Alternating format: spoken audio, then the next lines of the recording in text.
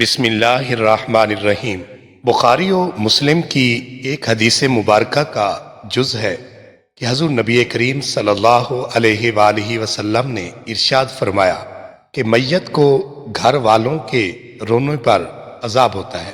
ناظرین، اس حدیث پاک کا صحیح مفہوم یہ ہے کہ اگر میت اس رونے پیٹنے کی وصیت کر گیا ہو تو اس کی وجہ سے عذاب پاتا ہے۔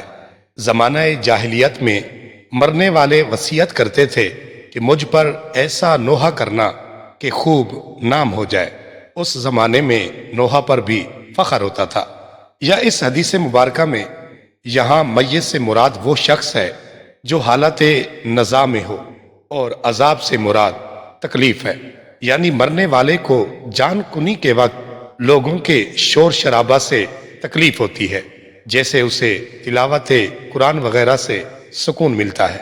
یہاں یہ مراد نہیں کہ دوسروں کے رونے پیٹنے کا گناہ میت کو ملتا ہے، یا روح نکلنے کے بعد کسی کے رونے پیٹنے سے میت کو تکلیف پہنچتی ہے۔